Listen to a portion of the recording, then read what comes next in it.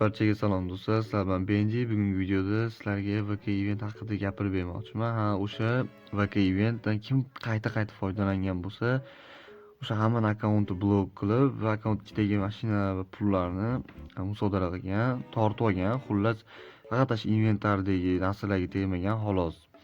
Xullas, bu yerda so'rashinglar mumkin.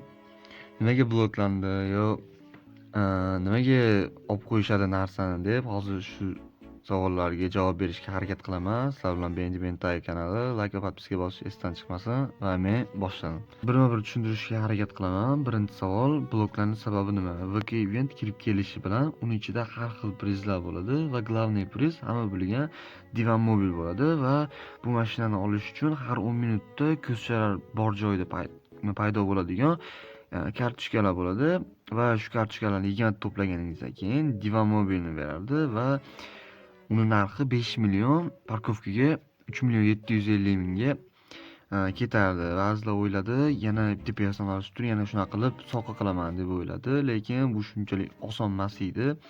Bitta login uchun bitta Divan Mobil berardi. Hammani xayoliga keldi, yana bitta login ochib turib, главный akkauntga shu 15 tacha sotib olib turib o'tkazaman deb o'yladi. Shunaqa qilishdi ham. Fake akkaunt, fake loginlar ochib turib, kartochkalar to'pladi, Divan Mobilni olishdi, gosga sliv qilib, xullas tikko sotib olib, pulni ko'paytirishdi. 100 milliondan ko'p pul topishgan. Bular ichida men ham borman. Adashmasam 300 milliongacha qilgan bo'lishim kerak. Xullas, qanday qilib, axir bu narxi 3 million 750 ku, qanday unaqa 100 million topish mumkin desangiz, agar shu narxga 15 ta tikoni sotib olsangiz 50 million rubl bo'ladi. Agar 30 ta tiko sotib olganingizda 100 million bo'ladi. Xullas, shu tariqa pul topgan igroklarni 31 kunga ban qilgan. Просто ban qilmagan, tashkalarni, pullarini olib qo'ygan. Umuman summani nol qilib qo'ygan. Bankdagi, nalichkadagi, keyin parkovkadagi hamma mashinalar sliv bo'lib ketgan, umuman yo'qolgan. Nega tashkil pullarni olib qo'yishgan degan savol. Chunki razработчиклар o'ylashgan, hozir biz shunchaki ban bersak, bandan chiqqandan keyin to'plagan pullar yana qolaveradi-yu deb, boya aytganimdek, musodara qilib olishgan butun mashinalarni pullarini. VK Event hali ham tugagani yo'q, lekin hozirda Divan Mobilni sotishni umuman iloji yo'q. Временный qilib belgilab qo'ygan, chunki umuman sotish iloji yo'q. Yana videoda oxirida aytib o'tib ketmoqchiman. Men tanishlarim ham shu Eventda bak qilib pul topgan tanishlarim ham akkaunti blok bo'lgan.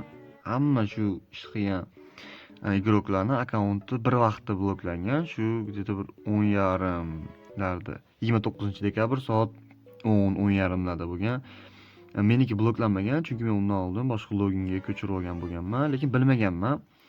Shu ertasi kuni qolgan tanishlarimniki ban bo'lgan, blok bo'lgan umuman tashkalari bankdagi, nalichkadagi pullari hammasi yo'qolgan umuman. Xullas, shunday qilib videomiz oxiriga yetadi. Agar boshqa savollaringiz bo'lsa, Telegramdan bemalol yuborishingiz mumkin. Sizlar bilan Benji Bentai kanali bo'ldi. Like va podpiska bosish esdan chiqmasin. Yana bayalda ko'rishganda ko'rishguncha.